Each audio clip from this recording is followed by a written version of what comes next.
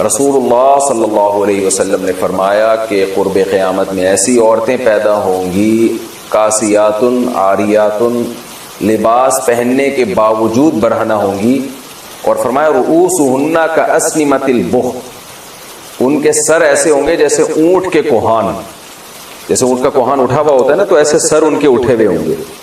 اس سے صاف پتہ چلتا ہے کہ عورت کے لیے سر کے بال اوپر کی طرف اٹھا کے رکھنا یہ ناجائز اور حرام ہے۔ تو جوڑا باندھنا ہے تو پیچھے کی طرف باندھے، اوپر کی طرف نہ باندھے، چاہے محرم ہو یا نہ ہو، اس سے کوئی فرق نہیں پڑتا۔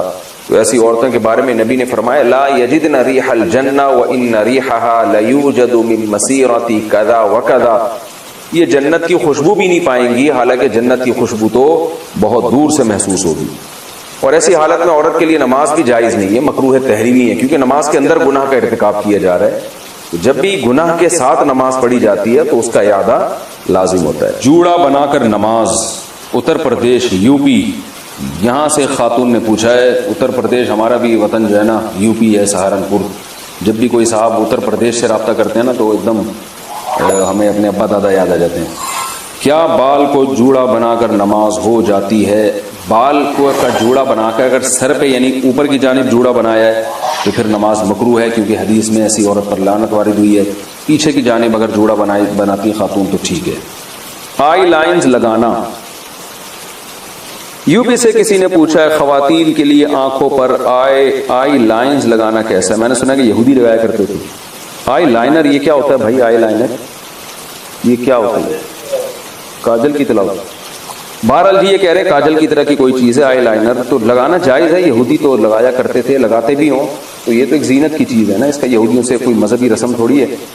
باقی اس میں یہ دیکھ لینا چاہیے کہ کوئی ایسی چیز لگانا کہ اس کی تہ جم جائے اور وضو کا پانی اس میں نہ جائے تو ناجائز ہوگا، جیسے نیل پالش میں۔ اور اگر صرف زینت برائے زینت ہی ہے، یا مینسز کے دنوں میں خواتین لگا رہی ہیں کہ وضو کا کوئی مسئلہ ہی نہیں ہے اس وقت، تو پھر بلا کراہت جائز ہے۔ خلاصہ یہ کہ یہودیوں کی وجہ سے یہ ناجائز نہیں ہے۔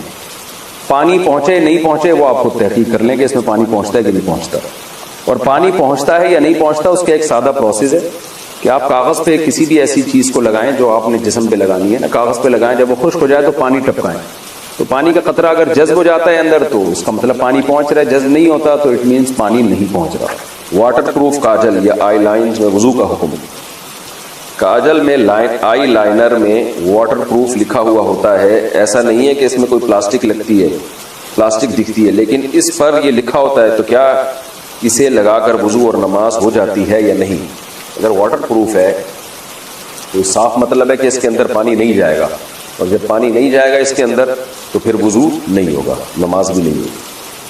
شوہر کی خواہش پر آئی بروز بنانا، اگر شوہر کی خواہش ہو تو کیا بیوی کے لیے آئی برو بنانا جائز ہوگا؟ مسز خان کراچی سے، نہیں جی جائز نہیں ہے۔ نبی صلی اللہ علیہ وسلم نے لعنت فرمائی ہے ان عورتوں پر جو اپنی جو آئی بروز ہیں، بھویں ہیں، ان کے بال نوچتی ہیں، چونکہ یہ تغییر خلق اللہ ہے، اللہ کی تخلیق کو بگاڑنا ہے، تو حرام باتوں میں شوہر کی اطاعت جائز نہیں ہے۔